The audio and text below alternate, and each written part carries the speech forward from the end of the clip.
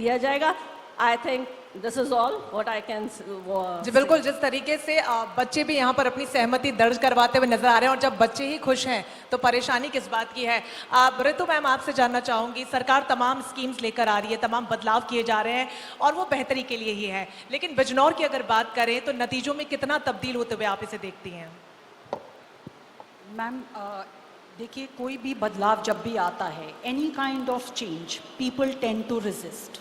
शुरुआत में सभी आनाकानी करते हैं, लेकिन धीरे धीरे सभी एडजस्टमेंट भी कर लेते हैं। नतीजे बिल्कुल आ रहे हैं। आप देखिए, पहले बिजनौर में इतनी अच्छी शिक्षण संस्थाएं नहीं थी। अगर हम सिर्फ एक दो स्कूल्स को छोड़ दें तो इतनी फैसिलिटी बच्चों के पास नहीं थी जितनी अब है।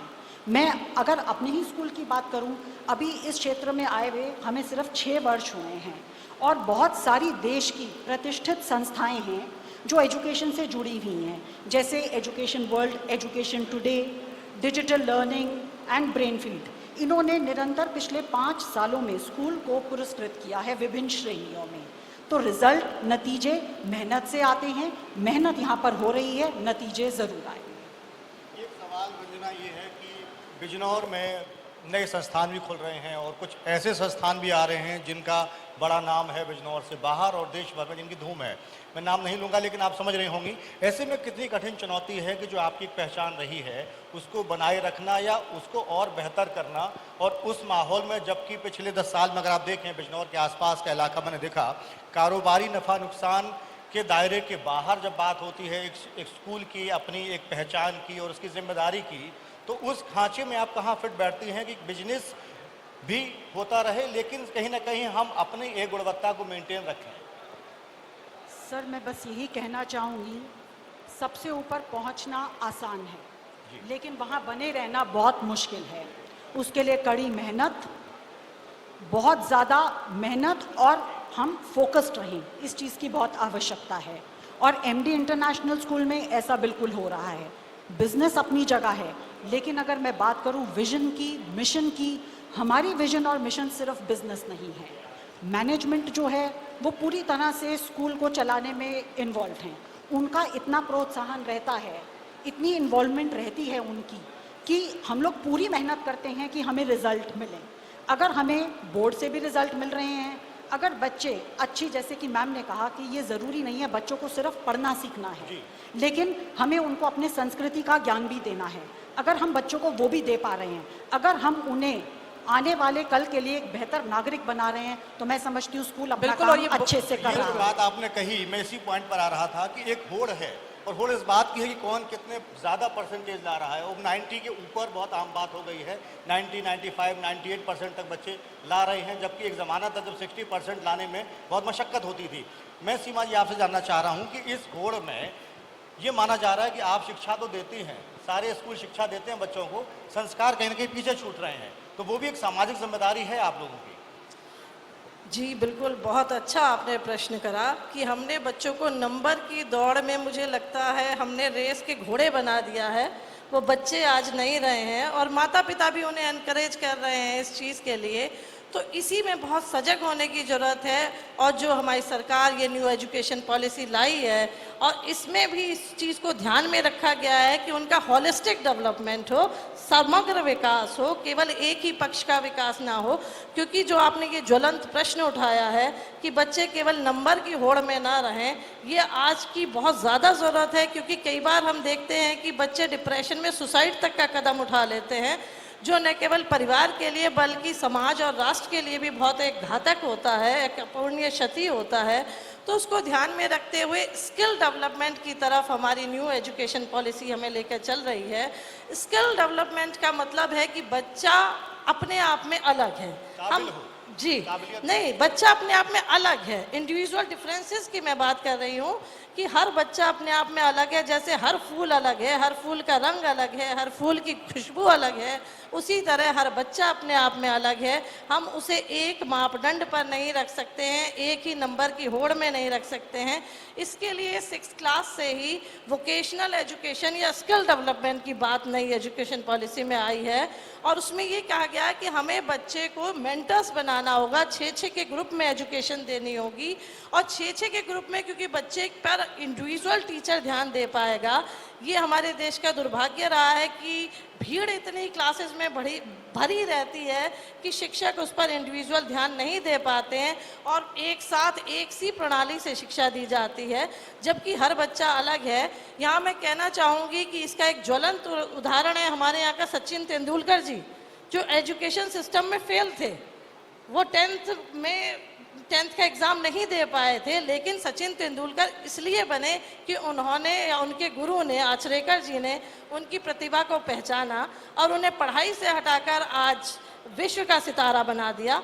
तो एक सचिन तेंदुलकर नहीं, हमारे बीच में हजारों सचिन तेंदुलकर निकल के आ सकते हैं। हमारे यहाँ पीवी सिंधु निकल के आ सकती हैं, हमारे यहाँ साइना नेहवाल निकल के आ सकती हैं।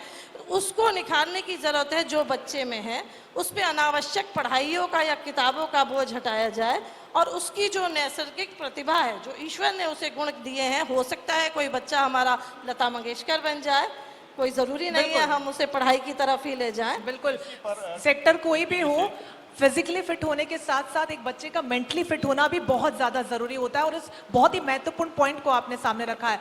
और डॉक्टर दीप्ति, आपसे जानना चाहूँगी, चूंकि आप भी एक महिला हैं, और एक महिला होने के नाते मैं ये प्रश्न ज़रूर पूछना चाहूँगी कि जो बदलाव आज के दौर में हो रहा है, खासतौर पर प्रतिभाओं में जो बदलाव हम देख रहे हैं, उसमें हमारी बच्चियों की भूमिका आप कहाँ देखती हैं, और आपका संस्थान उसको बढ़ावा देने के लिए क्या कुछ कर रहा है? आपका मतलब महिला? जी बिल्कुल।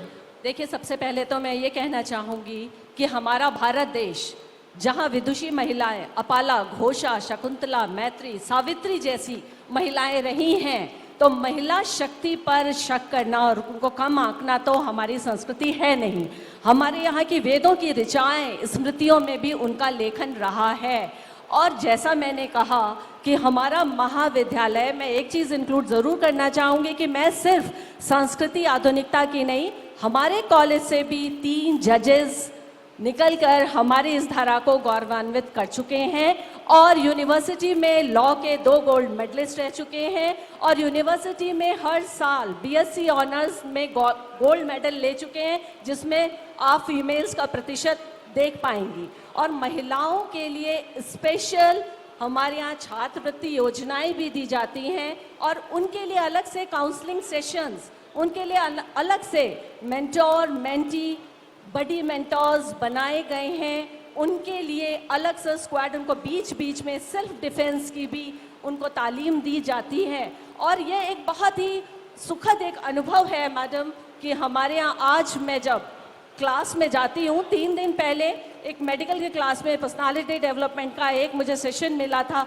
और जो हमारे न्यू कमर्स है, मुझे देख के बहुत खुशी हुई कि वहाँ खुशी इस बात की नहीं हुई है कि ये मेरा जेंडर है, मुझे वहाँ पे खुशी हुई, एक कोने में ही सिर्फ बॉयज़ थे, पूरी क्लास में लड़कियाँ भरी हुई थी। तो मेरा मन ये देख के खुश हुआ कि जिस उद्देश्य को लेके हम चल रहे हैं, हमारा देश चल रहा है, हमारा राष्ट्र चल रहा है, और women empowerment not only national issue, this is international, globally we are suffering.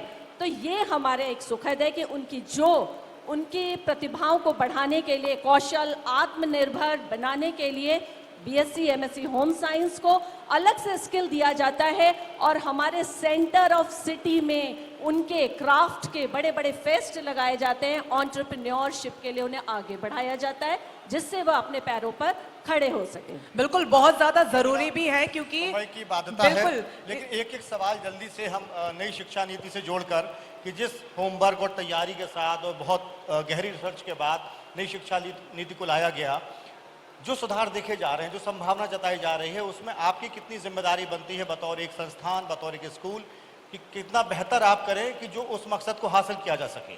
Sir, पहले ये देखा गया था कि एक बच्चे को एक क्लास का एक हिस्सा माना जाता था। देखिए, बच्चे जो हैं उन सबकी क्षमता अलग अलग होती है। कुछ बच्चे होते हैं जो एक बात को बहुत जल्दी समझ लेते हैं, कुछ बच्चे ऐसे होते हैं जो थोड़ी देर से समझते हैं, और कुछ ऐसे होते हैं जिन्हें बार बार समझाना पड़ता है। पहले ये था कि सबको एक साथ लेके चला जाए, लेकिन अब जो न्यू एजुकेशन पॉलिसी आई है, इस पे फोकस जो है वो है इक्विटी एंड एम्पैथी दोनों पे। बच्चों को उनकी क्षमता के हिसाब से सिखाया जाए। ये किसी भी स्कूल या कॉलेज के लिए एक बहुत बड़ा चैलेंज होने वाला है कि आप अलग अलग क्षमता की बच्चों को किस तरह से उनकी क्षमता के अनुसार पढ़ाएंगे, कैसे उन्हें सिखाएं। डॉक्टर सीमा, आपका भी क्विक रिएक्शन चाहता हूँ मैं इसी सवाल पर। जी, आपका बहुत महत्वपूर्ण प्रश्न है। जब आपने पूछा है कि हमारी क्या भूमिका है, तो मैं कहती हूँ कि इसमें हमारी एक बहुत बड़ी भूमिका हो सकती है अगर हम दायित्व समझें, और नहीं तो पूरे विश्व में एक गिलहरी प्रयास जो भगवान श्री राम के लिए गिलहरी ने करा था, तो मैं और मेरा कृष्णा ग्रुप ऑफ कॉलेजेस जरूर करना चाहेगा, क्योंकि शिक्षकों के बिना शिक्षा अधूरी है। तो शिक्षक हैं तो फिर उस चेंज का वाहक कौन बनेगा? देखिए, परिवर्तन तो प्रकृति का नियम है, और जो परिवर्तन स्वीकार नहीं करेगा, प्रकृति उसे रेस से अलग कर देती है। और हमें परिवर्तन को सहज स्वीकार करना चाहिए, क्योंकि परिवर्तन की आहट बहुत अच्छी होती है, चाहे वो भरी सर्दी के बाद गर्मी आ रही हो या बसंत ऋतु आ रही हो। तो इसमें हमें ही महत्वपूर्ण भूमिका निभानी है, लेकिन बच्चों की प्रतिभा को समझते हुए हम इसमें अपनी भूमिका निभाएंगे, क्योंकि टीचिंग लर्निंग प्रोसेस में इम्पोर्टेंस बच्चों की ज़्यादा है। आज सेंट्रल पोजीशन बच्चे ले चुके हैं। बिल्कुल, परिवर्तन समय की डिमांड है, समय की मांग है।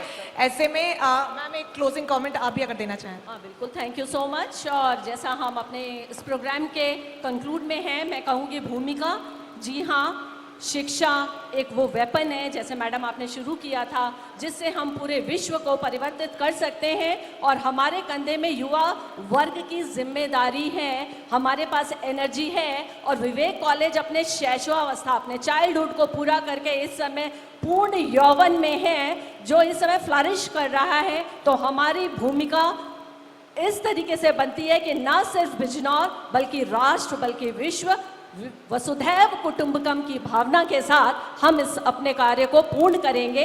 ये मैं आशा नहीं, ये मेरा विश्वास है विवेक परिवार की ओर से। थैंक मैम, मैं यू। इसमें एक बात जोड़ना चाहूंगी, सिर्फ इतना कहना चाहूंगी, ये बच्चे इस देश का भविष्य हैं। हम इन्हें पंख दे रहे हैं, उड़ना ये खुद ब खुद सीख जाएंगे। बिल्कुल, समय एक इतना खुले ही था। आसमान की आवश्यकता है। ऐसे में तरीका जरूर बदल रहा है, लेकिन गुणवत्ता जो है वो सबसे ज्यादा महत्वपूर्ण है। क्वालिटी एजुकेशन होना बहुत ज्यादा जरूरी है, और यही वजह कि इस सत्र को हमने ऑर्गेनाइज भी किया। खासतौर पर बिजनौर में नई शिक्षा नीति आने के बाद से क्या कुछ तमाम तैयारियां की गई हैं, उसके बारे में जाना, और तमाम छात्र छात्राएं भी हमारे बीच मौजूद हैं, और हर ताली के साथ उनकी सहमति भी यहाँ पर उन्होंने दर्ज करवाई कि कहीं ना कहीं जो शिक्षा में बदलाव हुआ है वो उनको अच्छा लग रहा है, और आने वाले समय में उसके रिजल्ट्स भी देखने को मिलेंगे। बहुत शुक्रिया आप सभी का हमारे साथ इस सेशन का हिस्सा बनने के लिए। एक बार जोरदार तालियां हो जाए हमारे खास मेहमानों के लिए। बहुत शुक्रिया।